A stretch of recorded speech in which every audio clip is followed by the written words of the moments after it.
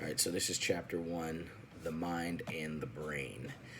So the book, really, the first part of the book is just dealing with foundational stuff. So she really spends a lot of time explaining the brain, the mind, and the body, and a lot of different science. So I would say this is a really, really, really good book, especially when trying to understand the mind, the brain, and the body, and the different structures and functions and things like neurons and neuroplasticity, etc. So she's just going to set up the entire book through this first chapter. So the first point in the outline is the mind and the brain, and she even talks about how old the brain is, but also that the mind is connected to the brain. They're not separate things. Now, they're separate in a sense, but one cannot function without the other. The brain cannot function without the mind. The brain is the hardware. The mind is that software, if you will.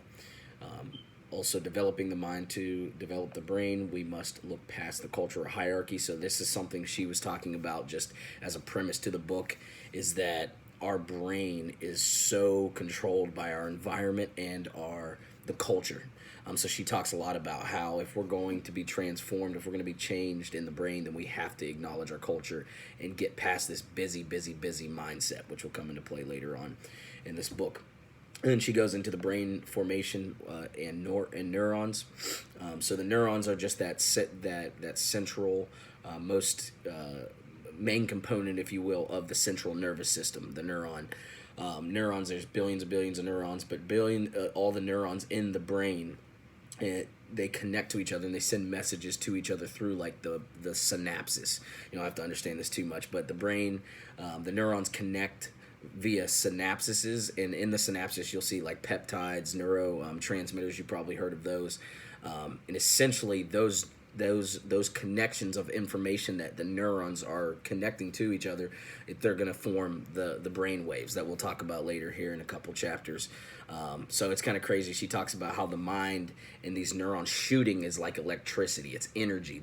As the mind shoots off messages, it's shooting off electricity. So it's really cool how she was talking about that. She says that neurons are constantly changing, so this is actually going to lead to that neuroplasticity where we can change, because neurons are constantly changing. Their dendrites and different pieces of the neurons are dying off so that they can rebuild. It's a pretty cool concept. Then she goes into the brain mind, explaining how the brain and mind are connected. I thought it was cool what she says. She says the brain moves the neuronal information around, but then the neuronal networks, they create mind information. So what that means is the brain is in charge. It's this organ that is in charge of shooting information around, but the mind interacts and actually engages with that information. And the reason we even have information in general is just because of the mind. But you can't have that information without the brain shooting out these neuronal networks. Just real. I mean, even as I was reading this, it took some time. I was just like, what is this even? This is incredible. The basic concept is that the brain is the hardware, and then the mind is that software that you cannot see. But the brain is the structure, and they both work together. She gets into some neuroplasticity about within this last decade. Neuroplasticity, it means the brain can change, the physical structure can change, and she'll talk about how the mind then is how we need to engage the mind to change the brain. The physical structure can change, but the mind is the way that we change that physical structure. Then she talks about mirror neurons, which was really cool. I heard it in some podcasts, but she really got into it. It was cool. Within this past decade, research, they're discovering mirror neurons as well. So what that means is, even if you were to go down to the keywords for these mirror neurons, you'll see mirror neurons are, let's see, I'm tripping. The mirror neuron phenomenon. Mirror neurons basically are the neurons that you pick up in other people. So if there's an intentional, I didn't find it, but it's in the outline. If there's an intentional intentional action by somebody, you have neurons in your body that picks up on that action, and you begin to mirror it. And the reason is because humans are created to connect and for relationship. And so she'll talk about in future chapters, that's how we're actually formed as people in the first few years of our lives, is we mirror our parents, and the genes that we have interact with those mirror neurons to actually create who we are and to have this automatic feel to who we are, and it creates our personality.